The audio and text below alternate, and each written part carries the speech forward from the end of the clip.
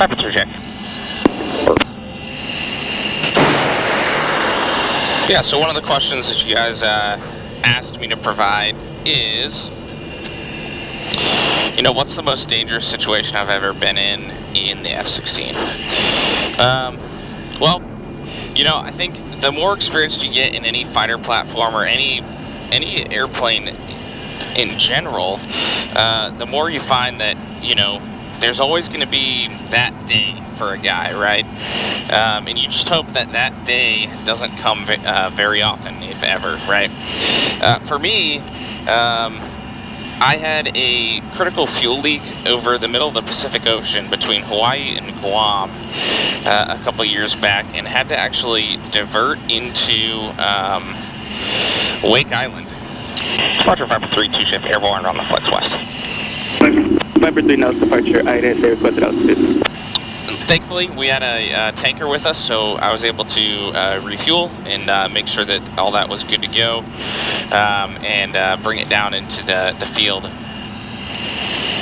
Viper 3 with the flash, climbing 16.5. Viper 3 radar contact over the racetrack. That day, I had one wingman with me. He was actually my flight lead for the day, and I was the wingman. He backed me up in the checklist and the decision-making process, and we decided to turn it around and bring it into Wake Island, which is a planned divert for us, but one that guys do not go to very often. So we brought it back down and brought it down to that airfield, and everything was safe and good from that point on. Alright, so before everything overheats, I'll try and answer these questions as best I can. So, when does the fatigue factor start setting in dogfighting or BFM? Really, the answer to that is immediately. So, Viper 3, contact nose control, channel 8. Viper, push 8. The answer to that really is, honestly, immediately. When you're doing knife fighting in the phone booth, you're getting in close, you can kind of see in the defensive fighting regime that I'm almost breathing more heavily and getting more flustered than if I'm offensive. You know, if you're in an offensive posture, all you need to do is look forward and really have a precise maneuvering to kill the adversary, right? So it's more cerebral than the tooth to nail posture of defensive BFM. But really, you know, any aircraft can go from an offensive to a defensive position in a heartbeat, so you've really got to be prepared for anything. So I'd say, you know, fatigue really sets in immediately, and you don't really get it back until you stop fighting and go to a different regime of flight or go back home. So, yeah. All right, starting the GX 4 to 5 for the first 90, 5 to 7 for the second. Viper 1's ready. For G1 in place 90 right now.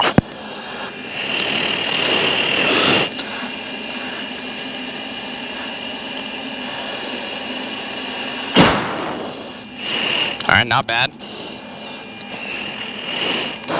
G1S in place 180 left now.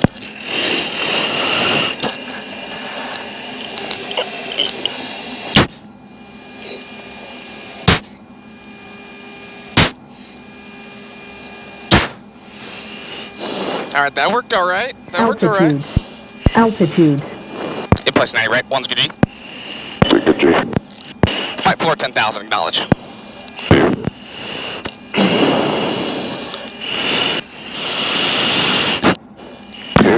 Reference 260. Semi frequency 126.55. Update 250.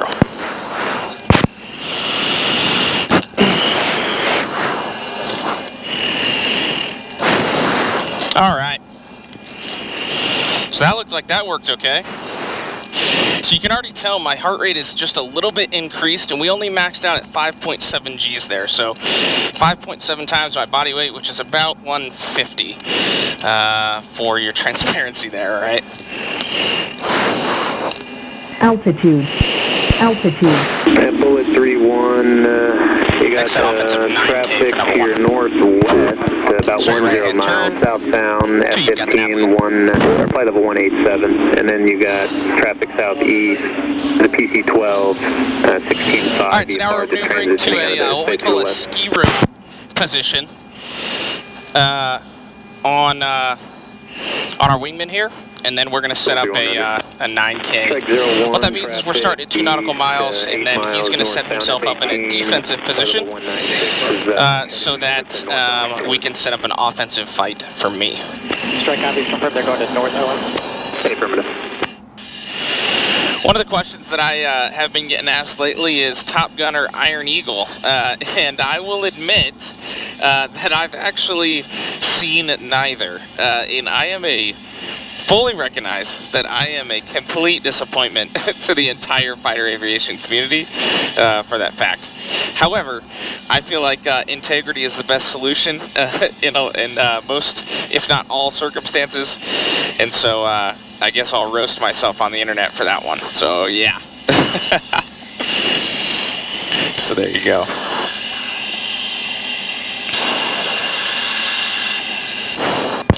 One's ready. 7.0 G limit. Check right.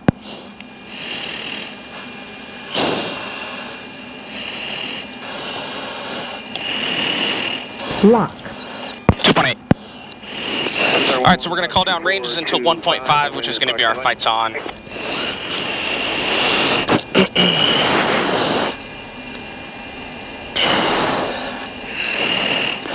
Sorry about that. Last aircraft call up your steps on again. Yeah, try that again.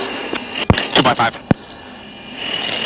7G limit. That's probably the highest threat for me in over-G and the jet here with 2 external tanks. So we got to watch out for that. 2.0. 1.9. 1.8. 1.7. 1.6. 0.5. Fights on. Looking for the turn circle entry. 05 Whiskey 546. Right about there.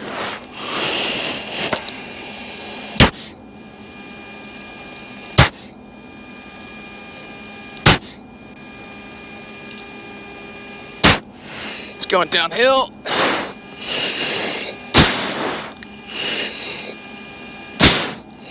Altitude. Altitude.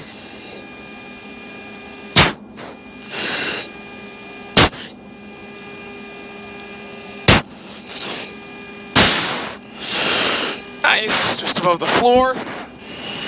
Maintain airspeed.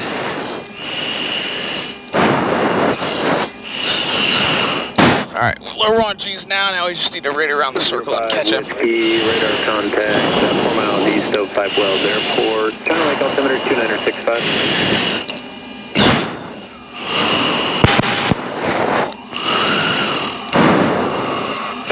Contact Los Angeles 4.22 today.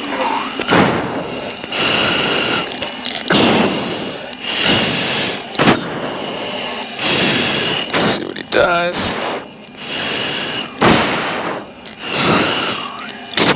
Lock. Okay, 1.0. 0.9. 110 knots of closure. Looks good.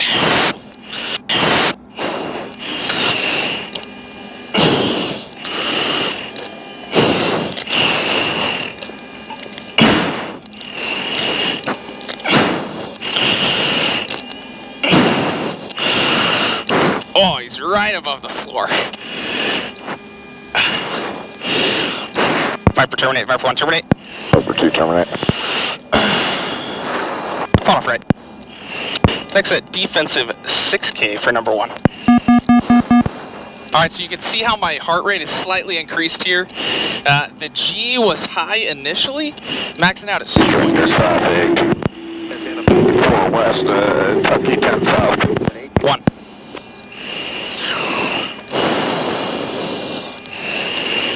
Object 1 is 7.5. 27 low dry. Alright, but these next ones, once we are at an unlimited G restriction, should be good to go for us to see that higher heart rate. We've got about 400 pounds to go.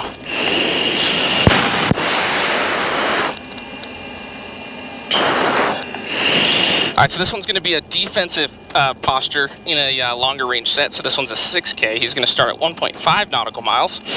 And then I'm going to be the defender with the flight floor of 10,000 feet. So really the name of the game here is to stay out of his threat weapons engagement zone. So that's going to be both his gun and his missiles. So primarily what you're going to see today is trying to dodge his gun if he gets in close. All right. Something else really worth talking about here in defensive BFM that the DCS and flight sim players won't really be able to appreciate as much is that, you know, this is all a manual experience for a fighter pilot. Start a right-hand turn. Suggest left over before turn. Say again. Suggest you keep going left over the valley. Left turn. Let me know if you see the strange traffic. Okay, so what I mean by that is nothing is guaranteed to you. You have to find the adversary and you've got to find him yourself, and you've got to maintain tally, doing everything that you can, contorting your body to use whatever visuals you have available in the cockpit to stay alive. So fight to survive is really the name of the game in defensive BFM, and you're going to keep doing that until the adversary either hits the ground, runs out of gas, or your wingman saves you. So there we go.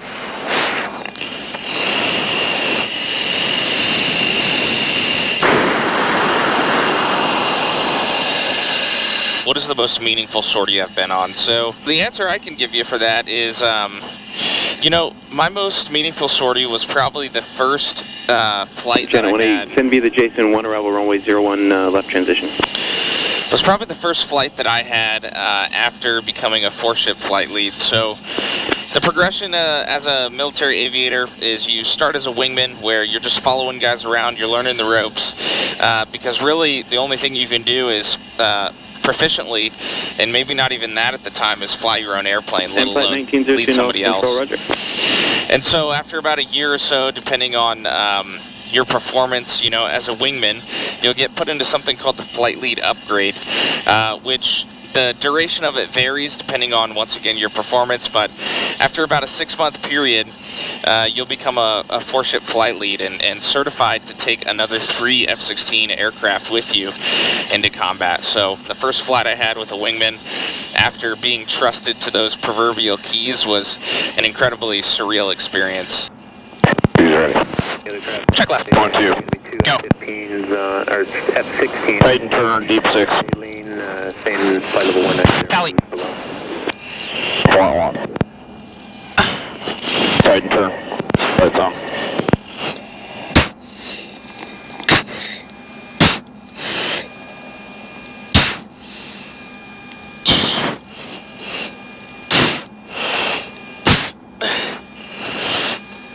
Altitude. Altitude. No lead. He's in lag. Now. EB, can I save it? Maybe not in a 2 bag. Oh, we saved it. Oh. Go Viper 10,000. Viper, knock it off. Viper 1, knock it off. Viper 2, knock it off. Woo! Alright, max 6.9 G's there. That's a good one. Left hand turn. Whew, okay, so you can really see now the effects of G's on the body. You're turning around, you're fighting, and especially in defensive BFM, you have no opportunity to relax. So yeah, I'm curious to see what my heart rate looks like and what the G's look like on that set. Next set, defensive 6K for number 1. Because it just goes to show, not only are you fighting to survive in your jet, but you're fighting to survive with your body as well. So there you go. Object 1 is 6.6. Alright, we're going to do another defensive 6K, starting at 1.5. See how this one works out. 1's ready. You ready? Check right.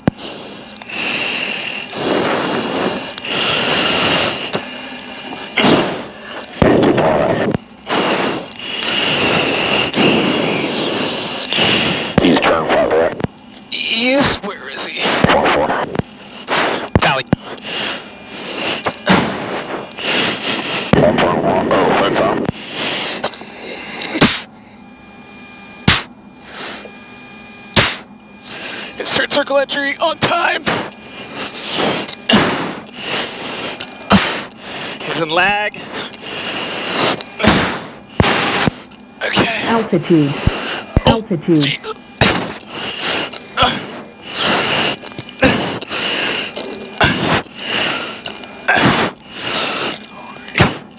Oh no. He's gonna overshoot. Maybe. Still Viper 11,000. Viper knock it off, Viper 1 knock off. Viper 10 knock left. On off left. Alright, well. That's what you get when you fly against one of the most experienced guys in operational test. Some of these guys are so experienced that, you know, they just never miss. Unfortunately, I'm on the receiving end of that, so sometimes that's how it goes. But you know, being trained by the best and the most proficient is the only way we'd want to have it here. Yeah, so this is my office. Welcome to my office.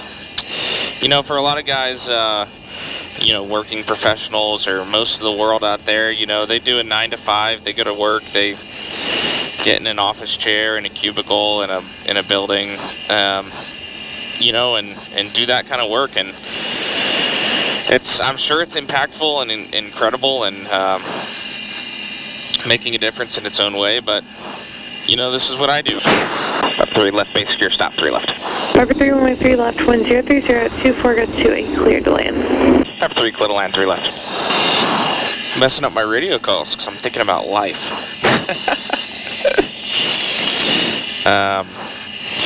But yeah, I mean, it's not necessarily the right thing or the wrong thing, but it's good to have you guys out here flying with me because, you know, it's not just fun and games when you're flying a jet like this. You know, a lot of people see, you know, the cool airplane, cool flying, and think it's just, you know, us going up and having fun. But in reality, there's a lot of responsibility. There's a lot to do. There's a lot being asked of a typical fighter pilot in the Air Force. That it is a full-time job and a half a lot of the times. So yeah, I would say for every flight we do about you know, can be up to, you know, 12 hours of mission planning the day prior, and then, you know, 3 hours to 4 hours for the brief prior to the flight. You fly for an hour and a half, and then you debrief for, you know, up to 4 hours or even more sometimes. So there's a lot going into a single sortie, which is the only portion that a lot of people see.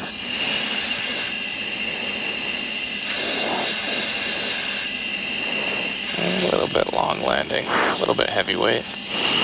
Not bad though. Sweet. It's a good flight, guys.